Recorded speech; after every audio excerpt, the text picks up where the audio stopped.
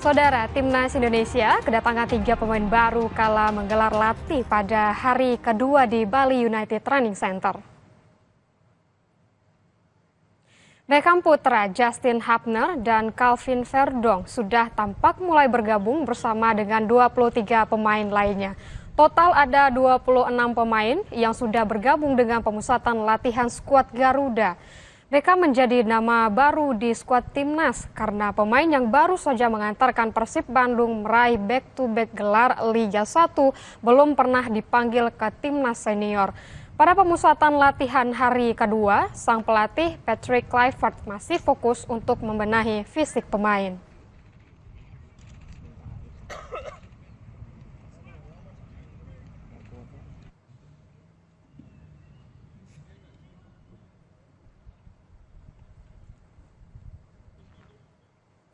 Penyerang Timnas Indonesia, Rafael Struijk resmi berpisah dengan klub Australia Brisbane Roar.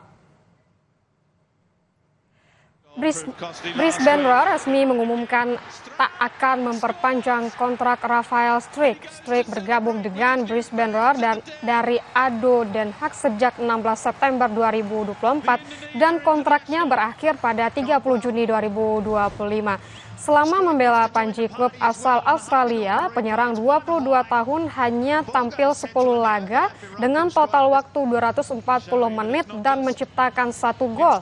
Belum diketahui kemana Rafael Struijk akan berlabuh untuk melanjutkan karirnya.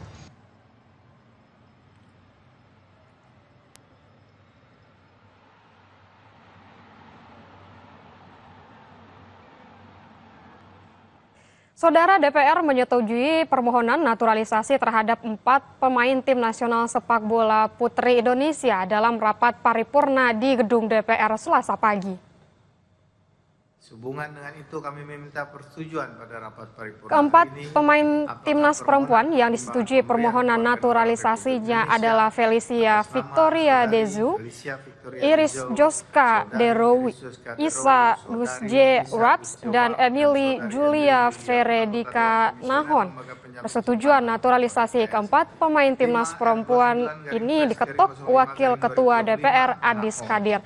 Sebelumnya, saudara, permohonan pertimbangan naturalisasi itu telah dibahas oleh Komisi 10 dan Komisi 13 DPR dalam rapat bersama PSSI Senin kemarin. Saudari Felicia Victoria Dezo, Saudari Iris Joska Derowi, Saudari Isa Gusjewab, dan Saudari Emily Julia, anggota Dewan Komisioner Lembaga Penjamin Simpanan atau LPS. Sehubungan dengan itu kami meminta persetujuan pada rapat paripurna hari ini.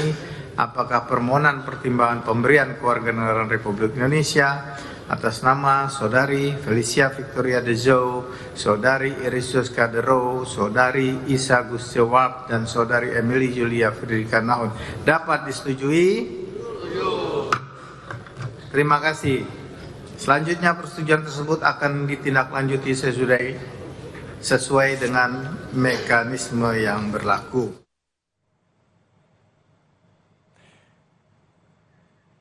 Saudara, anggota Timnas Indonesia yang sudah dipanggil pelatih Kluivert masih berada di Bali. Training camp jelang laga melawan Tiongkok masih digelar, rencananya hingga 31 Mei. Namun hari ini, hari ketiga Timnas berada di Bali, pusat pelatihan libur. Lalu apa saja pelatihan yang sudah ditempuh Timnas? Kita tanyakan langsung ke jurnalis Kompas TV, Sinta Pramadewi. Sinta, dalam 2 hari lalu, apa saja pelatihan dari Patrick Kluivert untuk para anggota Timnas jelang laga melawan Tiongkok 5 Juni mendatang? Ya, baik dan saudara, memang selama 2 hari ini pemusatan latihan dilakukan di Bali. Adapun latihan yang sudah dilakukan Timnas Indonesia di Bali seperti latihan fisik, kemudian latihan terkait dengan teknik dan juga strategi, ini juga sudah diberikan di lapangan. Nah, selain itu, pelatih fokus pada pembangunan chemistry ataupun kekompakan daripada para pemain yang sudah bergabung di TC di Bali. Rahma. Baik, untuk hari ini Timnas libur latihan ya, Sinta. Dan apa rencana liburan kemana para pemain ini? Ya, baik Rahma dan saudara, benar sekali setelah kemarin 2 hari mengikuti latihan di lapangan, hari ini timnas Indonesia untuk diliburkan begitu. Jadi bagi para pemain yang memiliki agenda misalnya bertemu keluarga itu diizinkan, ataupun mau jalan-jalan diizinkan oleh ofisial. Kemudian ini memang dibebaskan untuk agenda pribadi daripada masing-masing pemain. Namun catatan di hari libur ini para pemain ini tidak boleh berkegiatan lebih daripada batas waktu yang ditentukan, yakni tidak boleh lewat dari jam 11 malam. Selain itu, para pemain yang mungkin melakukan aktivitas ataupun kegiatan pribadi mereka itu juga harus memperhatikan asupan ataupun makanan yang dimakan ataupun yang minuman seperti itu. Jadi agar kondisi tubuh dan juga fisik ini tetap bugar. Kemudian para pemain juga diharapkan atau dihimbau untuk berkegiatan masih di sekitar hotel di tempat mereka menginap, Rahma. Baik, sebelumnya itu ada 9 pemain yang tidak dipanggil Kluivert, tapi siapa saja yang tidak hadir dari training camp timnas di Bali, Sinta? Ya, di hari kedua kemarin itu ada sekitar 26 yang sudah bergabung di TC di Bali. Ada 3 tambahan pemain tambahan yang sudah bergabung, yaitu Kelvin Verdong, kemudian Beckham Putra, dan juga Justin. Nah, kami juga tadi mendapatkan informasi bahwa Jay juga sudah bergabung, datang ke Bali untuk mengikuti TC. Nah, ada memang beberapa pemain yang memang akan menyusul untuk mengikuti ataupun bergabung di TC kali ini, seperti Pes, Hegel, dan juga mungkin di hari ini ataupun besok itu akan datang juga untuk mengikuti TC di Bali. Demikian, Rahma. Baik, terima kasih laporannya dari jurnalis Kompas TV, Sinta Pramadewi. Selamat bertugas kembali. Saudara, kita ke informasi wisata. Ada wisata alam Ladoma yang jadi lokasi wisata alternatif bagi warga Parepare, Sulawesi Selatan. Lokasi wisata ini mulai ramai dikunjungi dengan berbagai fasilitas. Selamat datang di objek wisata Ladoma. Wisata alam ini mulai ramai dan menarik perhatian warga kota Parepare dan sekitarnya. Beragam fasilitas jadi daya tarik tersendiri di lokasi wisata ini. Pengunjung bisa berkemah bersama keluarga, mandi di kolam renang, hingga bermain flying fox. Momen kumpul bersama keluarga atau rekan berkumpul sambil menikmati bekal juga jadi yang dinanti kala berwisata ke tempat ini. Wah, objek wisata ini termasuk lumayan bagus sekali. Bagus ya. Terus kalau mau menikmati suasana alam di sini, alhamdulillah di sini sudah lebih dari wow lah. Apalagi fasilitasnya cukup lengkap dan biaya masuknya murah. Dari mana kenal Ladoma, Pak? Dari sosial media, Pak. Sosial media. Iya. Sudah terlalu viral ini, jadi kita cocok datang ke sini. Pak, yang menjadi andalannya di sini, Pak, fasilitasnya misalnya kolam renang atau apa? Kalau saya pribadi ini kan saya suka camping. Oh, sudah camping ya? Iya. Suasana campingnya malam itu, waduh, syahdu itu. Iya, syahdu. Untuk bisa menikmati wisata Ladoma, pengunjung dikenakan tarif Rp10.000 per orang untuk dewasa, Rp5.000 untuk anak. Sudin Syamsuddin, Kompas TV Parepare, Sulawesi Selatan.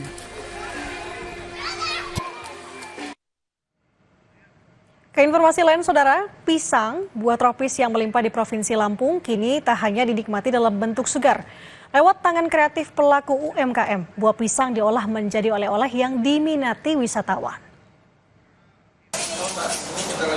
Di rumah produksi Syamia ini, beragam jenis buah pisang seperti pisang jantan, kepok, tanduk, hingga pisang raja nangka diolah menjadi makanan sebagai oleh-oleh khas Lampung.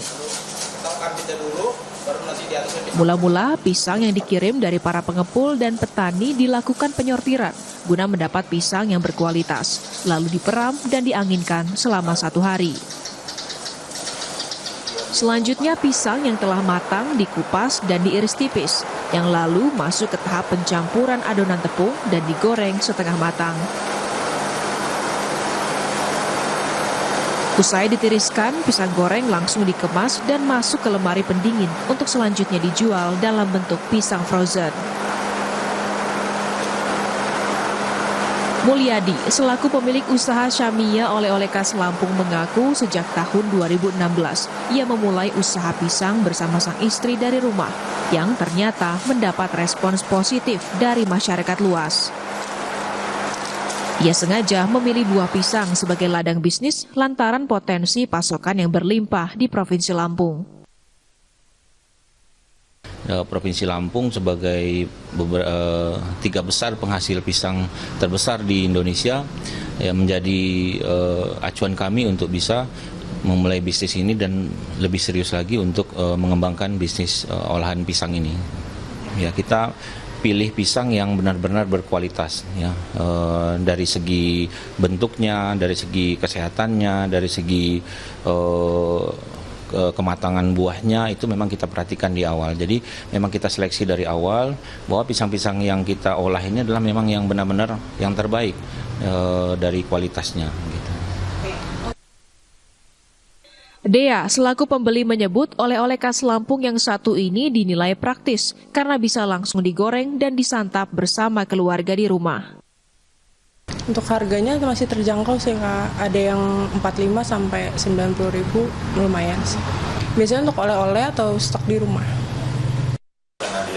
Diketahui terdapat 3 ukuran dalam pengemasan pisang goreng frozen ini, mulai dari 400 gram, 700 gram, dan 1 kilogram yang dibanderol Rp45.000 hingga Rp120.000. Pemasarannya pun sudah menjangkau Jabodetabek dengan bantuan para agen dan reseller. Nah, bagi Anda yang sedang berkunjung ke Lampung, tentu olahan pisang yang satu ini layak dijadikan oleh-oleh untuk keluarga.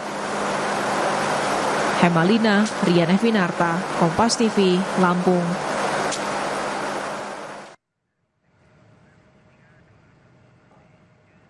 Saudara, sapi berukuran jumbo di Kabupaten Jember, Jawa Timur diburu warga. Sapi jumbo ini jadi incaran untuk berkurban di Hari Raya Idul Adha nanti.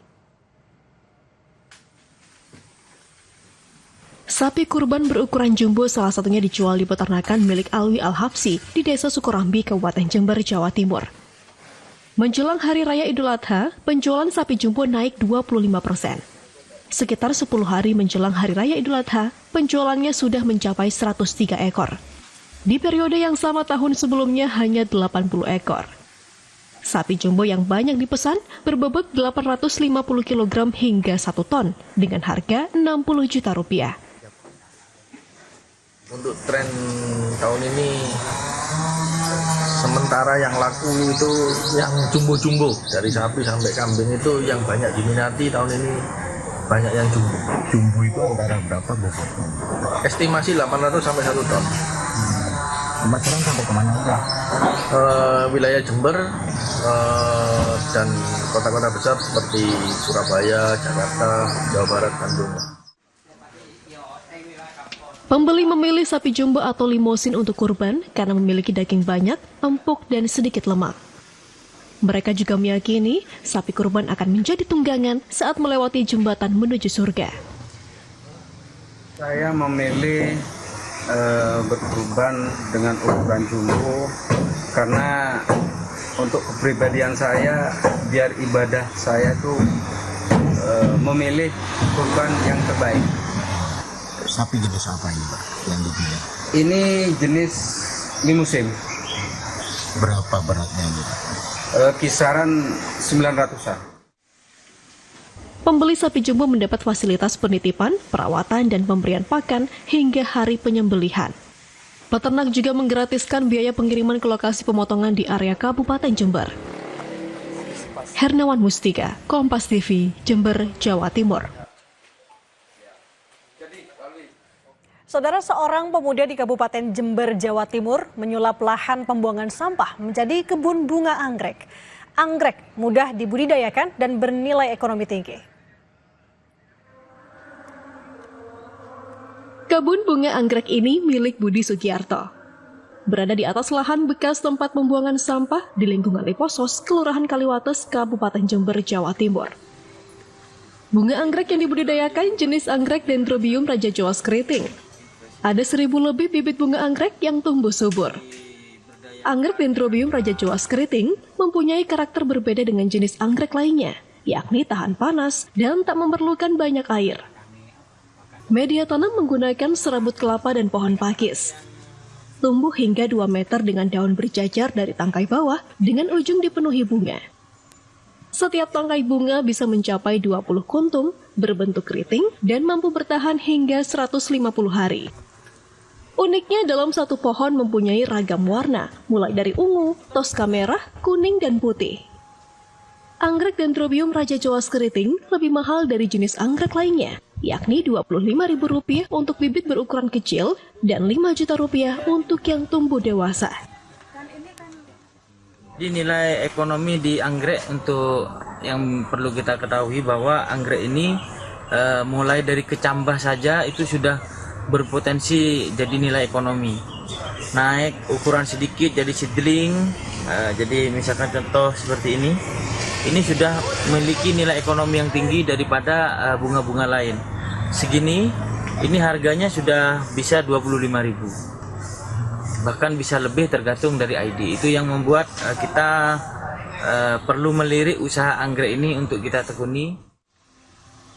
Berdiri di lahan bekas pembuangan sampah sejak 2014, kini usahanya memiliki omset Rp80 juta per bulan dan memperkerjakan 7 orang karyawan. Hernawan Mustika, Kompas TV Jember, Jawa Timur.